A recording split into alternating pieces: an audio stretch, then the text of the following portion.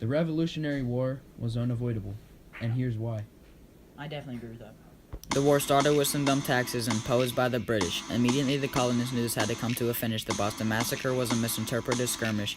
6 armed men died for no purpose. The British had to go to trial. Let the judges do the service. The whole trial made the British go super nervous. The future president of the United States had to defend them. When the judges said not guilty, it was all mayhem. The power across the ocean created a new tax, bringing this tension to an all-new climax. Everyone dressed up in all kinds of knickknacks. They were trying to cover up each other's tracks. 116 people headed down to the harbor. They dumped all the tea in the water. They weren't willing to pay that extra quarter. The British went and cried to their father. The king decided to impose yet another. The colonists were tired of them being such a bother. The intolerable acts were nothing light. It took away Massachusetts' historic rights, bringing this tension to an all-new height. The colonies had enough, beginning to gripe. The colonies decided it was time to pick a fight. It was time for them to fight for their rights. Lexington and Concord is where the shot was heard. Mr. Johnson said, Don't shoot it, you turd.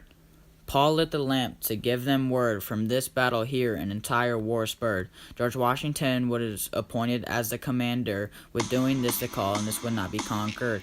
The Congress sent out the olive branch petition.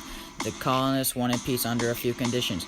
King George rejected it, giving the war a formal ignition. The colonists had an all-new hate for the King of Britain.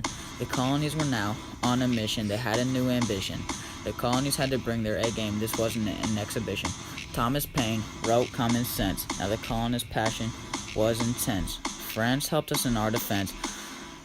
On July 4th, Congress issued the Declaration of Independence. They sent it to the king and waited all tense. The king rejected it from the other side of the picket fence.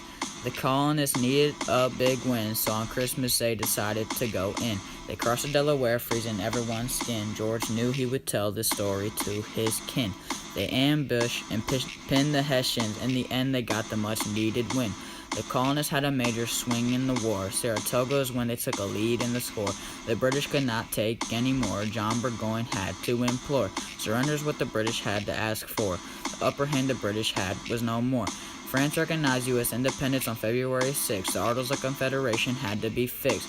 It was time for some politics. Then came the Battle of Cape Is. They brought out all their tricks, denying the British their supply ships. Then came the Battle of Yorktown. This is where it all went down. The colonists weren't clowning around. The British Army got shut down. This famous battle will become world-renowned. The British surrendered and handed over the crown. Hey, what about the Treaty of Paris?